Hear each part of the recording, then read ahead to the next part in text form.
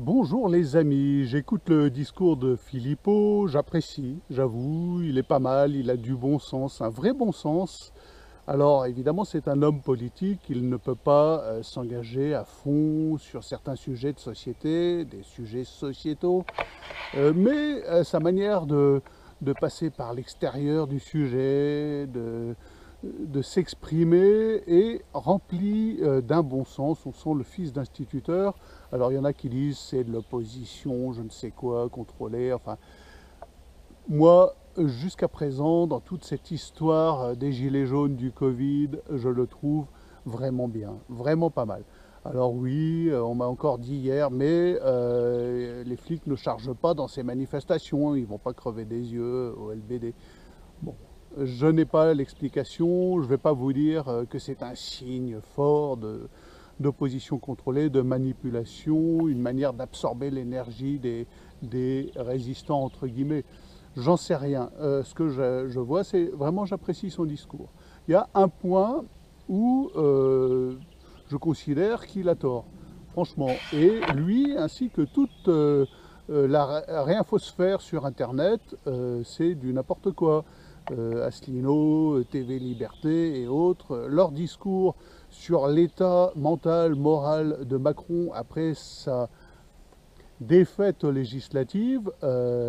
Macron cherche des soutiens à droite, à l'UMP, enfin je sais pas quoi, là, les républicains, cet affreux plat de nouilles molles, dégueulasses et putrides.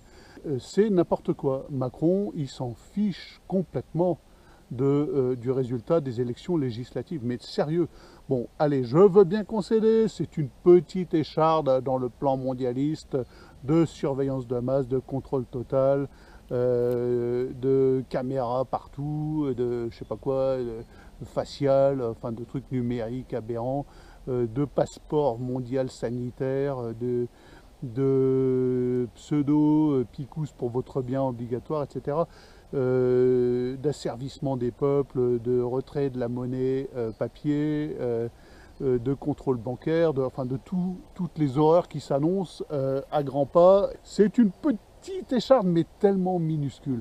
Voilà, je vais juste soumettre à votre réflexion, chers internautes, la chose suivante. Pouvez-vous, ces 15 dernières années, me citer un seul exemple d'utilité, j'entends d'utilité pas pour des conneries, hein, pas pour le mariage homosexuel, ces grandes avancées sociétales, pour qu'on se sodomise tous dans la joie et la bonne humeur. Non, non, non, non, non. Un seul exemple d'utilité pour nos enfants de l'Assemblée nationale, pour l'avenir de nos enfants, pour le bien-être, l'équilibre moral et spirituel de nos enfants. Un seul exemple, ces 15 dernières années. Allez, je vais même aller plus loin, ces 20 dernières années. Un seul exemple.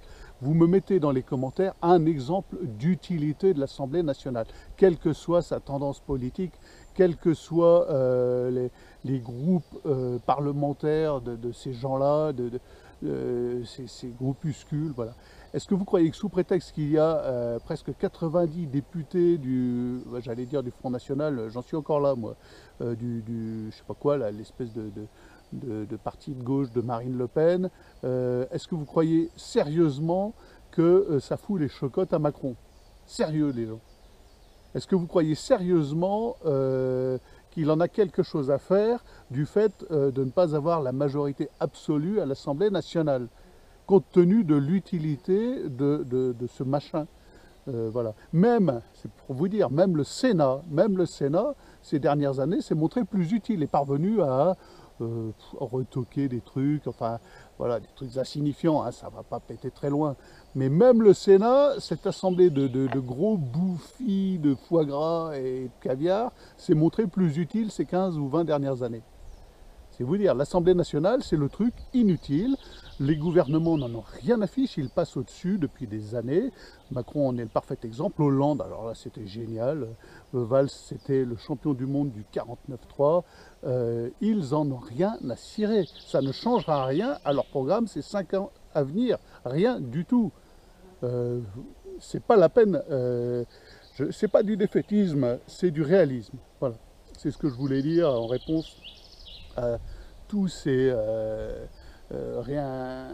réinfologues, Philippot, Asselineau, TV Liberté, enfin bon voilà, c'est les plus modérés, je ne vais pas vous citer les autres, ceux où je vais aussi, mais ces gens-là ont tort. Macron, il s'en fiche mais royalement, parce que c'est pas lui qui dirige, c'est un espèce de système qui nous broie depuis des années. Vous n'avez pas encore compris que Macron n'a aucun pouvoir, il obéit à des ordres, et l'Assemblée nationale n'en a aucun.